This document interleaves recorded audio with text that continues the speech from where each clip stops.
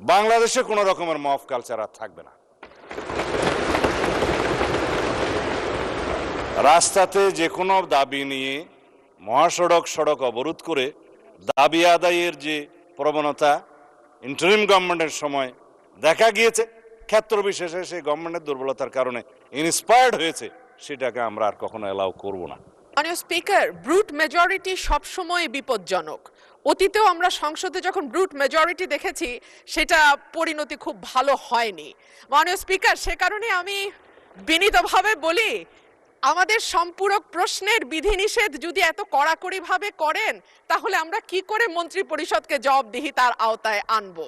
মাননীয় সদস্য, এটা এই অবস্থান থেকে করা হয়নি। We are abide by the rules and regulations of the parliamentary procedure, and I am hereby to declare that I cannot go beyond the procedure. I understand মাননীয় স্পিকার, কিন্তু তারপরেও একটু যদি উদার হই তাহলে বোধহয় ভালো হয়। আমাদের মাননীয় স্বরাষ্ট্রমন্ত্রী, উনি অত্যন্ত দক্ষ যোগ্য ব্যক্তি। উনি সংবিধান যেমন ভালো জানেন, আমি নিশ্চিত উনি ওনার মন্ত্রণালয়ের ব্যাপারেও অনেক বেশি জানেন। সে কারণেই একেবারে সম্পূরক প্রশ্ন ঠিক ওই মূল প্রশ্নের আঙ্গিকে না হলেও আমি মাননীয় স্বরাষ্ট্রমন্ত্রীর দৃষ্টি আকর্ষণ করে বলছি, বাংলাদেশের মানুষের কপাল এমন যে মরার উপর খাড়ার ঘা সব সময়ই থাকে।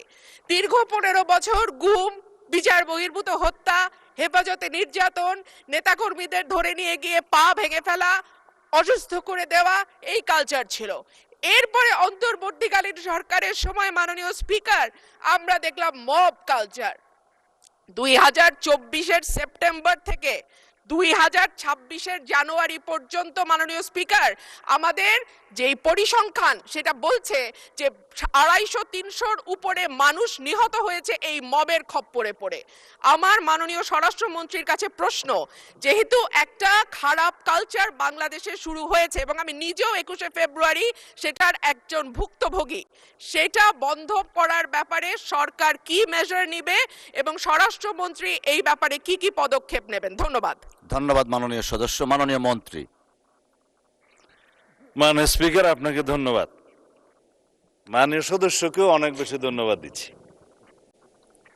এই মব কালচারের ইস্যুটি একটা ডিফারেন্ট ডিবেট, আলাদা ডিবেট হতে পারত।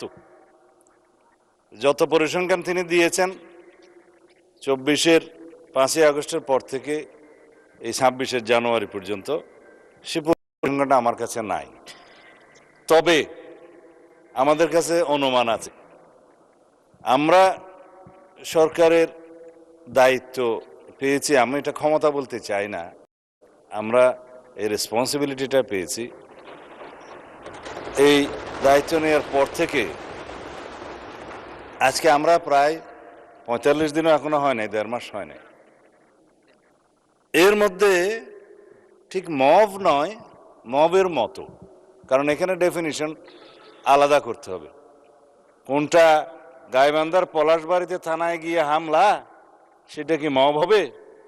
নাকি কোনটা 21শে ফেব্রুয়ারিতে মাননীয় সদস্যের উপরে হামলা হয়েছে, সেটা কি মব হবে? নাকি উত্তরা একটা বিজনেস সেন্টার, উত্তরা স্কোয়ার সম্ভবত নাম, সেখানে ঘেরাও করে দোকানপাট ভঙ্গ করেছে, সেটা কি মব হবে? সব কিছুকে মব বলা ঠিক হবে না। কিছু আছে সংগঠিত পরিকল্পিত অপরাধ, তার বিরুদ্ধে মামলা হয় এবং সেটা তদন্ত হয়, গ্রেফতার হয় এবং বিচারের জন্য সুপর্দ করা হয়। কিন্তু স্পষ্ট উচ্চারণ আমরা করেছি দায়িত্ব নেওয়ার পরে, বাংলাদেশে কোনো রকমের মব কালচার আর থাকবে না। রাস্তাতে যে কোনো দাবি নিয়ে সড়ক অবরোধ করে দাবি আদায়ের যে প্রবণতা ইন্টারিম গভর্নমেন্টের সময় দেখা গিয়েছে, ক্ষেত্র বিশেষে সেই গভর্নমেন্টের দুর্বলতার কারণে ইন্সপায়ার্ড হয়েছে, সেটাকে আমরা আর কখনো অ্যালাউ করব না। গণতান্ত্রিক প্রক্রিয়া হিসেবে দাবি থাকবে, সেই দাবির জন্য সংশ্লিষ্ট কর্তৃপক্ষের কাছে, মন্ত্রণালয়ের কাছে, ডিপার্টমেন্টের কাছে অবশ্যই দাবিনামা স্মারকলিপি দেয়া যাবে। সেই জন্য জনমত সৃষ্টির জন্য সেমিনার, সিম্পোজিয়াম আয়োজন করা যাবে এবং প্রয়োজনে সেটা একটা জনসমাবেশের মাধ্যমে প্রকাশ করা যাবে এবং অ্যাসোসিয়েশন রাইট টু স্পিকস, এগুলো আমরা এনশিওর করব, সেটা করা যাবে। ইটস ডেমোক্রেটিক কালচার, কিন্তু মবের মাধ্যমে যেন আমরা সবাই এই সমস্ত দাবি আদায়ের প্রবণতা থেকে বেরিয়ে আসি। যখন সেটা মব হবে, মবের ডেফিনিশন আলাদা, স্পেসিফিক ক্রাইম হবে, ক্রাইমের ডেফিনিশন আলাদা, কোথাও থানায় গিয়ে আক্রমণ হবে, সেটা আলাদা। আমি এই প্রসঙ্গটা এখানে তুলছি না, কারণ এটা একটা রাজনৈতিক বক্তব্য তখন হয়ে যাবে। কোনোদিন যদি সেই বিষয়ে কেউ নোটিশ দেয়, সেটা করব, অথবা আমারও ইচ্ছা আছে 2-1 দিন পরে 300 বিধিতে আমি একটা বিবৃতি দেব।